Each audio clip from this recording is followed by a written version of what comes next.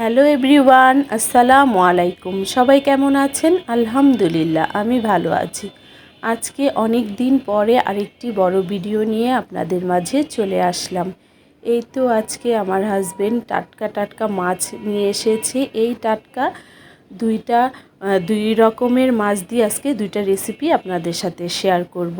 এখানে নিয়ে এসেছে কাচকি মাছ আর সাথে বড় সাইজের পোয়া মাছ। পোয়া মাছগুলো খুব সুন্দর টাটকা ছিল, তাই আজকে পোয়া মাছ আর কাচকি মাছ দেখে আমার সাথে সাথেই রান্না করতে ইচ্ছে করলো। তাই আপনাদের সাথে শেয়ার করব দুটো রেসিপি। এই তো পোয়া মাছ আর কাচকি মাছ এখন আমি সুন্দর করে ধুয়ে পরিষ্কার করে নেব। আপনারা আমার পাশে থাকতে থাকুন। এই তো এখন কেটে নেই। দেখুন কাচকি মাছগুলো কত ফ্রেশ সুন্দর।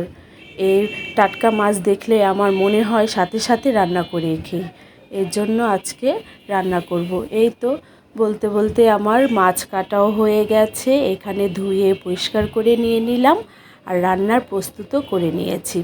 এখানে সাথে আবার ডালও করব, এই জন্য জলপাইও কেটে নিয়েছি ফ্রিজ থেকে বের করে। ফ্রোজেন জলপাই দিয়ে আজকে দুটো রেসিপি করব। একটা হলো পোয়া মাছের টক রান্না করব আর সাথে রান্না করব কাচকি মাছের ভুনা। এখানে কাচকি মাছের ভুনাটা বসিয়ে দিয়েছি। পেঁয়াজ লাল করে, পেঁয়াজ বাটা, জিরা বাটা, সাথে হলুদ মরিচ হলুদ সব দিয়ে, আদা রসুন বাটা সব দিয়ে একত্রে এখন কষিয়ে নিচ্ছি। এই তো এখানে কষানো হয়ে গেছে, হতে থাক। আর আমি এখানে পোয়া মাছের টক রান্না করব, এজন্য ওইটার প্রস্তুত করে নিই। এখানে জলপাই, সাথে রসুন, লবণ, হলুদ মরিচ, টমেটো আর কাঁচামরিচের ফালি দিয়ে সব নিয়ে নিয়েছি। সাথে দিয়ে দিলাম সামান্য পরিমাণের তেল দিয়ে এখন সুন্দর করে এটা হাতে মেখে রান্না করতে হয়। এই তো হাতে মেখে সুন্দর করে সামান্য পরিমাণে একটু পানি দিয়ে দিয়েছিলাম।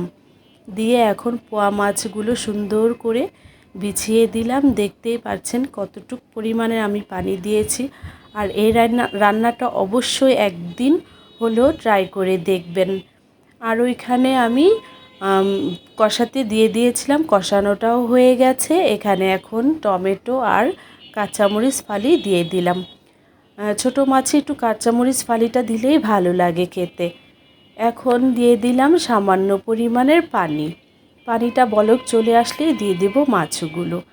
আর এখানে পোয়া মাছের টকটা বসিয়ে দিয়েছি। আর আমার বড় মেয়ে এই পোয়া মাছের টকটা অনেক পছন্দ করে। আমাদের ঘরে সবাই বেশ পছন্দ করে। মাঝে মাঝে আমার এই টক রান্নাটা করতেই হয়। এই রান্নাটা শিখেছি আমার মায়ের কাছ থেকে। অবশ্যই আপনারাও একবার হলেও ট্রাই করবেন। আর ভালো লাগলে অবশ্যই লাইক কমেন্ট শেয়ার করবেন। এই তো পোয়া মাছের টকটাও আমার অলমোস্ট হয়ে যাচ্ছে। আর ওইখানে কাচকি মাছের ভুনাটাও হয়ে গেছে। এখন এর মধ্যে দিয়ে দেব ধনে পাতা দিয়ে আরেকটু সামান্য পরিমাণে জাল করে নামিয়ে নেব।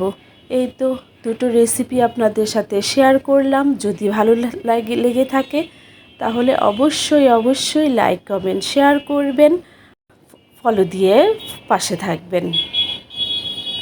এই তো হয়ে গেল দুটো রেসিপি, পোয়া মাছের টক আর সাথে কাচকি মাছের চচ্চড়ি ভুনা। আল্লাহ হাফেজ।